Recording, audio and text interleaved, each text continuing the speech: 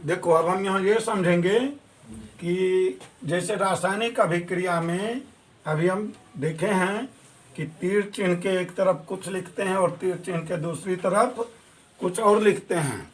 यानी रासायनिक अभिक्रिया में कोई पदार्थ भाग लेता है और उसके बाद कुछ नया पदार्थ बनता है।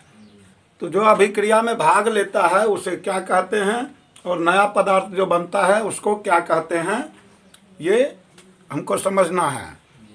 तो हमारा इसमें क्वेश्चन बनता है कि अभिकारक किसे कहते हैं।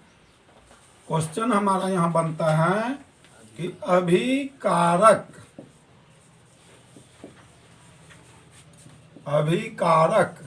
किसे कहते हैं, प्रश्न बन रहा है ना जी। अब ये किसे कहते हैं ये समझ रहे हैं हम कि रासायनिक अभिक्रिया में जो पदार्थ भाग लेता है, रासायनिक अभिक्रिया में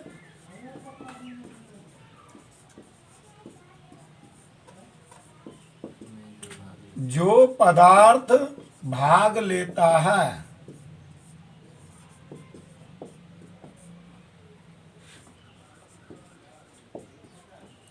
उसे क्या कहते हैं, उसे अभिकारक कहते हैं। उसे क्या कहते हैं, अभिकारक कहते हैं। जैसे हम ऊपर वाला ही उदाहरण लेते हैं कि हाइड्रोजन और क्लोरीन के मिश्रण को जब सूर्य के प्रकाश में रखा जाता है तो हाइड्रोजन क्लोराइड बनता है। यहाँ अभिक्रिया में कौन सा पदार्थ भाग लिया, हाइड्रोजन और क्लोरीन। यह दोनों हमारा क्या कहलाएगा, अभिकारक कहलाएगा।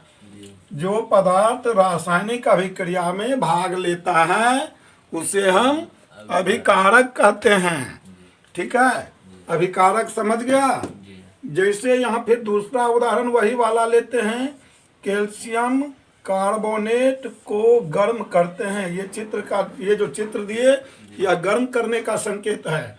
कैल्शियम कार्बोनेट को जब गर्म करते हैं तो क्या बनता है, कैल्शियम ऑक्साइड और कार्बन डाइऑक्साइड गैस बनता है। तो यहाँ अभिक्रिया में कौन सा पदार्थ भाग ले रहा है, CaCO3 यानी कैल्शियम कार्बोनेट। कैल्शियम कार्बोनेट क्या कहलाएगा यहाँ हमारा, अभिकारक। अभिकारक को अंग्रेजी में क्या कहते हैं, रिएक्टेंट, REACTANT, रिएक्टेंट यानी अभिकारक। तो अभिकारक किसे कहते हैं, रासायनिक अभिक्रिया में जो पदार्थ भाग लेता है उसे अभिकारक कहते हैं। उदाहरण में हम देख लिए हैं कि हाइड्रोजन और क्लोरीन के मिश्रण को जब सूर्य के प्रकाश में रखा जाता है तो हाइड्रोजन क्लोराइड बनता है। तो यहाँ अभिक्रिया में हाइड्रोजन और क्लोरीन भाग ले रहा है, इसलिए यह अभिकारक है।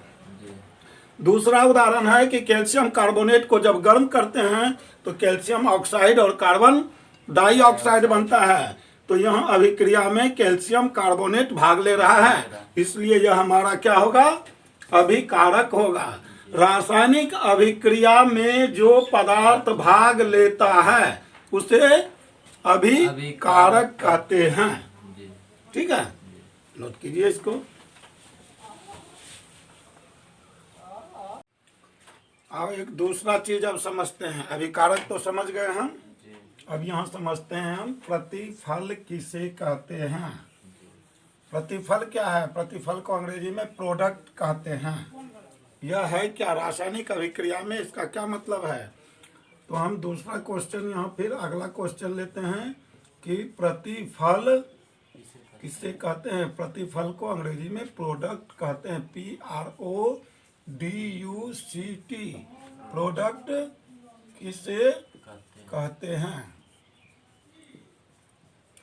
तो एक चीज है कि रासायनिक अभिक्रिया में जो भाग लिया उसे तो हम अभिकारक कह देते हैं यानी रिएक्टेंट, और जो अभिक्रिया के पश्चात नया पदार्थ बनता है उसे हम प्रतिफल कहते हैं। रासायनिक अभिक्रिया में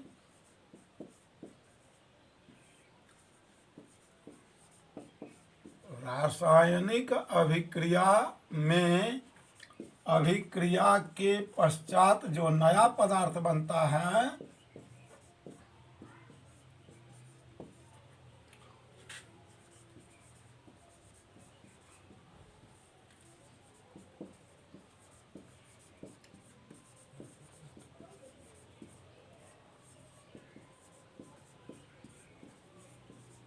उसे प्रतिफल कहते हैं। उसे क्या कहते हैं? प्रतिफल। पहले वाला ही उदाहरण हम लेंगे, फिर समझेंगे उसी को कि जैसे हाइड्रोजन और क्लोरीन के मिश्रण को जब सूर्य के प्रकाश में रखा जाता है तो हाइड्रोजन क्लोराइड बनता है। तो यहाँ क्या बन रहा है? हाइड्रोजन क्लोराइड बन रहा है। जो बन रहा है वही हमारा क्या कहलाता है? प्रतिफल कहलाता है। नया पदार्थ जो बना वही प्रतिफल कहलाया। जैसे कैल्शियम कार्बोनेट को जब गर्म करते हैं तो कैल्शियम ऑक्साइड और कार्बन डाइऑक्साइड बनता है। तो यहाँ कैल्शियम ऑक्साइड और कार्बन डाइऑक्साइड दोनों क्या कहलाएगा? हमारा प्रतिफल कहलाएगा। इस तरह से हम समझे। प्रतिफल किसे कहते हैं?